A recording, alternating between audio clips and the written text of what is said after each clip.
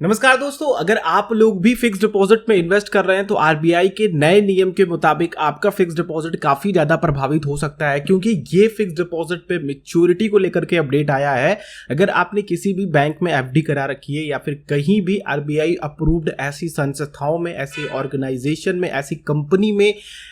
Invest कर रखा है, तो आप लोगों के लिए ये रूल एप्लीकेबल है। ये रूल है कि अगर आपका एफडी मैच्योर होता है, मान लीजिए कि आपने 5 साल की एफडी करवाई और वो 5 साल बाद मैच्योर हो जाता है और आपने वो पैसा नहीं निकाला, ठीक है, आपने वो पैसा विड्रॉ नहीं किया और एफडी में पड़ेगा पड़े रहने देते हैं, तो अब आप लोगों को जो ब्याज दरें कंटिन्यूएशन मिलती रहती थी वो ब्याज दरें आपको नहीं मिलेंगी। और अब आपको उस बैंक की जो भी सेविंग अकाउंट पे ब्याज दरें होंगी, बचत खाते पे ब्याज दरें होंगी, जो भी 2.5%, 2%, 3%, 3.5% होंगी, वो आपको कैलकुलेट होकर के डेली बेसिस पे मिलेंगी जब तक आप लोग वो एफडी से पैसा निकाल नहीं लेते हो। ठीक है, तो इस बात का ध्यान रखना कि अगर आपकी एफडी मैच्योर हो जाती है तो आपको जा करके उसको रिन्यू कराना पड़ेगा, अगर आप लोग उसको आगे के लिए कंटिन्यू करना चाहते हैं। पहले क्या था कि एफडी ऑटोमेटिकली वो रिन्यू कर दी जाती थी सेम पीरियड के लिए। जैसे कि आपने 5 साल की एफडी करवाई है तो वो बैंक क्या करता था कि आने वाले 5 साल के लिए जैसे ही मैच्योर हो जाता था उसके 1 हफ्ते बाद वो ऑटोमेटिकली, अगर आप नहीं जाकर विड्रॉ करते हैं या फिर सेम डे पे, अलग अलग बैंक की जिस तरह से पॉलिसीज होती हैं, वो सेम डे के बाद से आने वाले 5 सालों तक के लिए जो भी ब्याज दरें होती थी उस पे आपका एफडी दोबारा से वहीं ओपन हो जाता था। ठीक है, यानी कि नए अकाउंट से वो ओपन हो जाता था।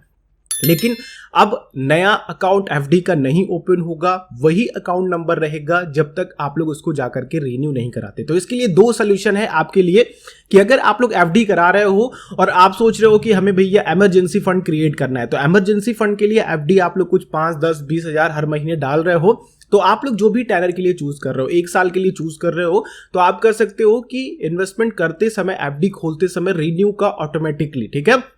तो उसी पे वो रिन्यू होता जाएगा और आपका पैसा कंपाउंड होता जाएगा और जो भी ब्याज दरें होंगी 5 से 6% आप लोगों का सालाना या फिर 2 साल का, वो आपको मिलती रहेंगी। बाकी जो लोग नहीं देना चाहते हैं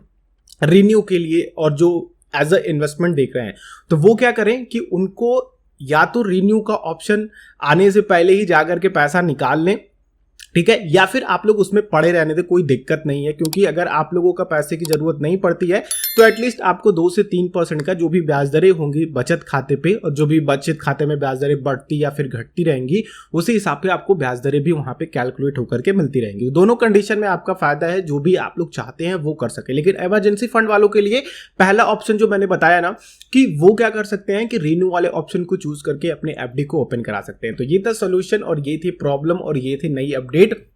आई होप आप लोगों को ये वीडियो अच्छी लगी होगी, दूसरों के साथ शेयर कीजिए, और ये वीडियो अच्छी लगी हो तो लाइक कीजिए। अगर आप लोगों का कोई और क्वेश्चन हो तो नीचे कमेंट बॉक्स में छोड़िएगा, या फिर आप लोग मुझे सोशल मीडिया पे भी आकर के फॉलो कर सकते हैं। इंस्टाग्राम पे सर्च कीजिए, ऊपर सारे हैंडल्स आ रहे हैं आप लोगों के सामने, जाकर के सर्च कीजिए, फॉलो कीजिए, मुझसे जुड़िए, अपने क्वेश्चन को पूछिए। हम लोग नेक्स्ट वीडियो मिलते हैं। इस तरह के और वीडियोस देखना चाहते हैं तो चैनल को भी सब्सक्राइब कर लें और बेल आइकन क्लिक करेंगे तो आने वाली हर एक वीडियोस की नोटिफिकेशन आ सकेंगे। हम लोग नेक्स्ट वीडियो मिलते हैं। आप लोगों का दिन शुभ हो। जय हिंद।